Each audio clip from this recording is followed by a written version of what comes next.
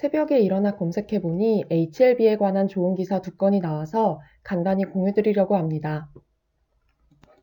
전달드릴 첫 번째 소식은 나노젠이 코로나19 백신으로 개발 중인 나노코박스의 긴급 사용 승인 신청서를 보건부에 제출했다는 내용입니다.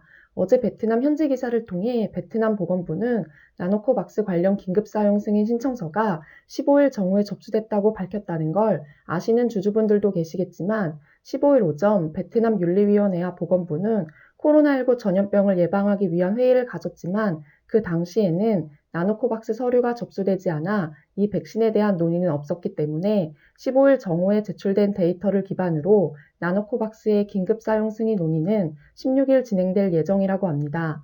당시 보건부는 나노젠의 델타 변이에 대한 보호 효과 등 일부 내용의 보완을 요청했는데 제출된 데이터를 토대로 윤리위원회는 오늘 백신 긴급 승인 재심사를 진행할 예정입니다.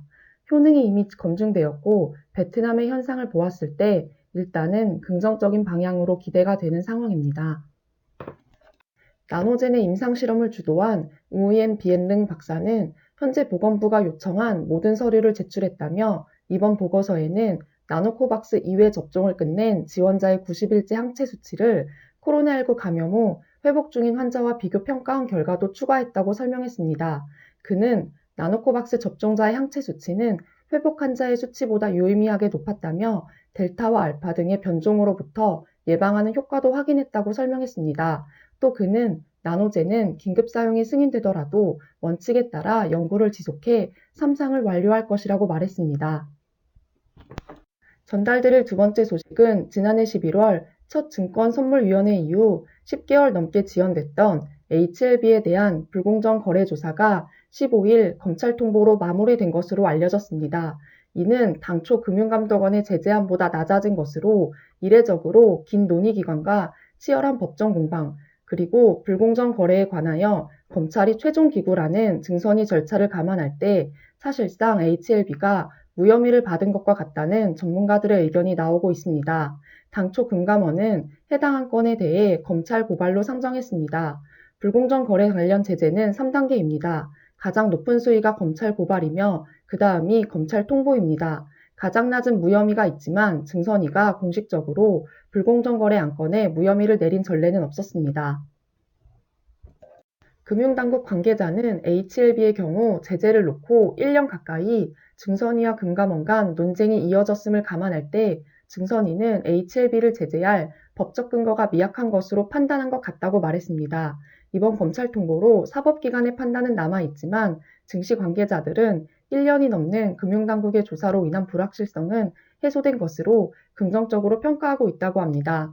진양곤 회장은 조사 사실이 언론 보도를 통해 알려졌을 당시 유튜브를 통해 적극적으로 소명할 것이라며 최악의 경우에도 사법기관에서 혐의가 없다는 걸 입증하겠다고 밝힌 바 있습니다. 지난번 증선위와 관련된 영상을 일부 공유드리면서 짧게 마치겠습니다. 내용으로 돌아와서 8년 전 셀트리온 서정진 회장 3억 벌금, HLB 비교해보니 라는 기사 제목에서 개인의 이득을 본 것이라고 하기엔 진양곤 회장의 지분율은 2019년 6월 말 394만 주에서 2019년 말 394만 주로 주식수에서는 변화가 없었고 셀트리온의 주가 조작 요인을 자금 부족으로 규정한 것인데 HLB의 경우는 반대 매매를 요인이라고 판단한 것이다 라고 한 부분에 대해서도 그때 당시 진양곤 HLB 회장의 담보 비율이 850%에 달해서 반대 매매 문제가 없었다라고 입장을 표명한 적도 있습니다.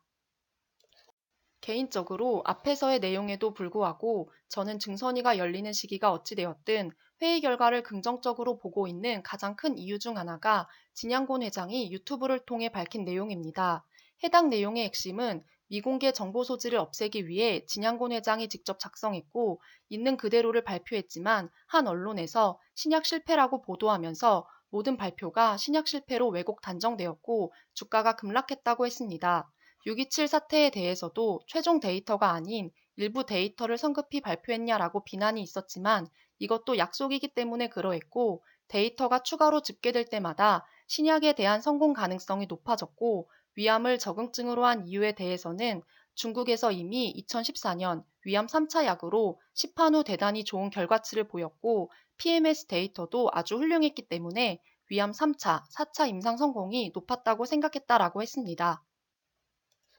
이어서 중국에서 6년째 3천억 이상의 매출을 기록했고 수만 명에게 처방되고 있고 임상을 통해 약효와 안정성을 증명했으며 에스모에서 베스트 논문까지 선정되었고 지난해에는 이스라엘과 한국에서 환자 치료 목적으로 우선 승인 났다고 하였습니다.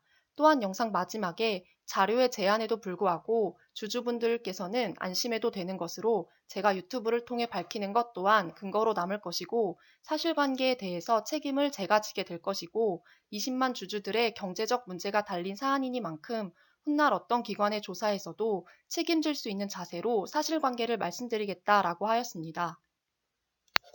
해당 유튜브가 나온 뒤 주가가 반등하지 못하고 하락했지만 지금에 와서 내용을 보면 주주분들도 이미 많이 알고 계시고 생각이 다를 수 있으나 이번에 증선위가 열렸던 열리지 않았든 간에 검찰 조사까지 가더라도 있는 그대로를 발표했기 때문에 허위 공시, 나아가 신약 실패와 관련해서도 크게 문제가 될 사항이 없을 것이라고 생각하고 대응해 보려 합니다. 이상 제12차 증선위 회의 결과 내용과 결과에 대한 개인적인 생각을 끝으로 마치도록 하겠습니다.